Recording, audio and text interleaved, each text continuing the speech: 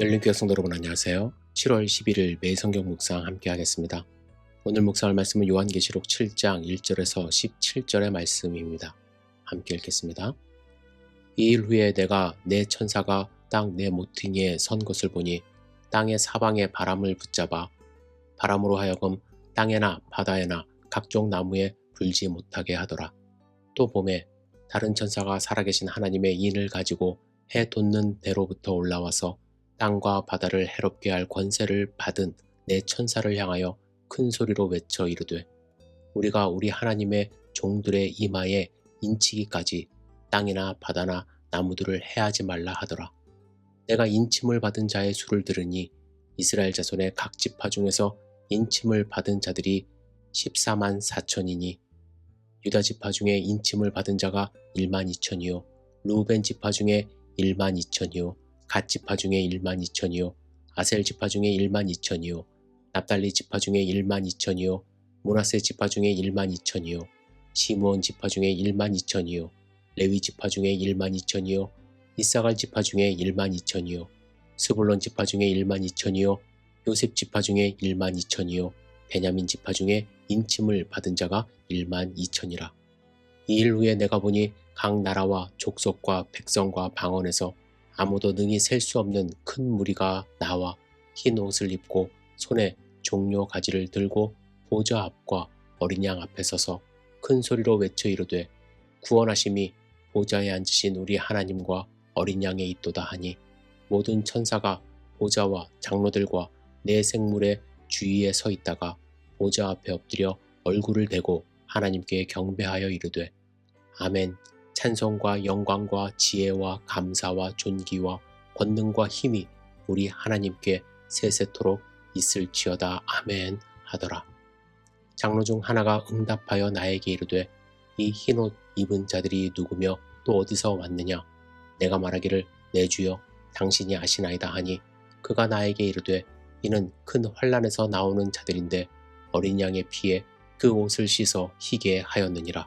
그러므로 그들이 하나님의 보좌 앞에 있고 또 그의 성전에서 밤낮 하나님을 섬기게 보좌에 앉으신 이가 그들 위에 장막을 지시리니 그들이 다시는 줄이지도 아니하며 목마르지도 아니하고 해나 아무 뜨거운 기운에 상하지도 아니하리니 이는 보좌 가운데 계신 어린 양이 그들의 목자가 되사 생명수샘으로 인도하시고 하나님께서 그들의 눈에서 모든 눈물을 씻어 주실 것임이라.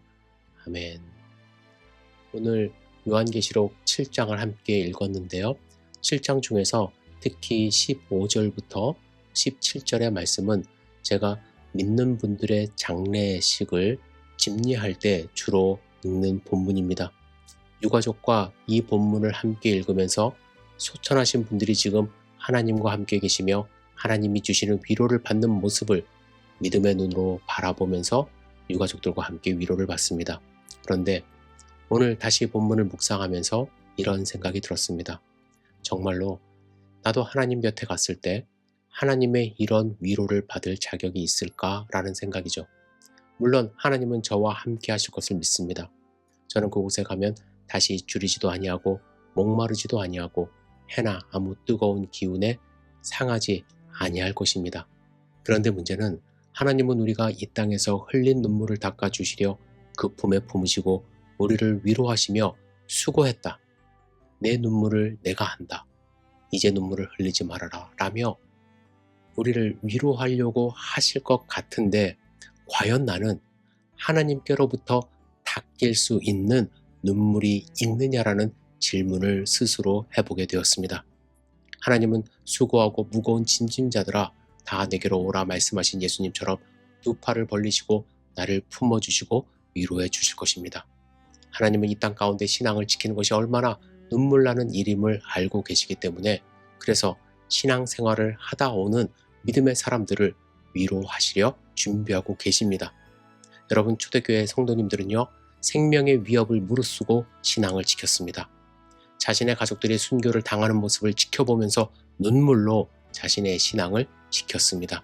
그래서 오늘 함께 읽은 이 요한계시록의 말씀이 더더욱 그들에게 위로가 되는 하나님의 말씀입니다. 그런데 이 말씀은 초대교회 교인들에게만 해당되는 말씀은 아니죠. 우리에게도 똑같이 해당되는 말씀입니다.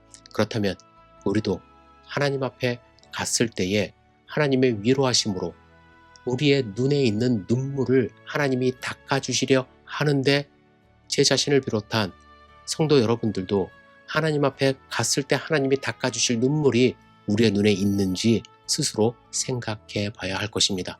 물론 여러분, 울면서 신앙생활하는 것이 좋다는 것은 아닙니다. 이왕이면 기뻐하며 즐거워하며 웃으며 신앙생활 해야죠. 하지만 오늘 본문을 묵상하면서 느낀 점은 신앙생활할 때 진심으로 흘리는 눈물이 필요하다는 것입니다. 그리고 제대로 신앙생활하는 것은 즐거움, 기쁨, 웃음과 함께 남몰래 흘리는 눈물도 있어야 하고 감격의 눈물도 있어야 한다는 것이죠. 그런데 언젠가부터 우리에게는 눈물이 사라졌습니다. 눈물이 사라진 것은 우리의 신앙이 어떤 경지에 이르러서 눈물이 필요 없다는 것이 아닙니다. 눈물이 사라진 것은 마음의 감동이 사라졌다는 것입니다. 어쩌면 마음의 열정도 사라졌다는 것을 의미할 수 있습니다. 여러분, 진정으로 하나님 앞에서 흘리는 눈물을 흘려보셨는지요? 하나님이 닦아주실 눈물이 우리의 눈에 있는지요? 저는 우리가 회복해야 할 4가지 눈물의 종류가 있다고 생각을 합니다. 첫 번째는 회개의 눈물입니다. 하나님 앞에 섰을 때 내 자신의 죄를 바라보며 죄를 뉘우치며 우리는 눈물을 흘려야만 합니다. 두 번째로 우리가 회복해야 할 눈물은 긍휼함의 눈물입니다. 긍휼함의 눈물은 불쌍히 여기는 사랑의 마음으로, 진정으로 사랑하는 마음으로 흘리는 눈물입니다. 성경에 보면 예수님은 많은 눈물을 흘리지는 않으셨습니다. 하지만 불쌍히 여기는 마음이 있을 때에 긍휼한 마음으로 눈물을 흘리셨다는 것을 여러분들 기억하십시오. 세 번째로 우리는 복음에 대한 열정의 눈물을 회복해야만 합니다. 복음을 듣지 않는 사람들을 바라보면서 그들이 하나님의 자녀가 되기를 간절히 바라며 눈물을 흘릴 수 있어야만 합니다. 그리고 마지막으로 하나님을 경배할 때 흘리는 감동의 눈물을 우리는 회복해야 할 줄 믿습니다. 여러분, 오늘 본문을 다시 한번 읽어보시면서 우리가 과연 하나님 앞에 섰을 때 하나님이 내 눈에서 어떤 눈물을 씻어 주실 것인지 깊이 생각해 보시고 주님께 여러분들의 삶을 다짐하며 드리는 소중한 하루가 되시기를 주님의 이름으로 축복합니다. 기도하겠습니다. 전능하신 주님, 하나님이 닦아주실 눈물이 나한테 있는지 스스로 돌아볼 수 있도록 인도하여 주시옵소서.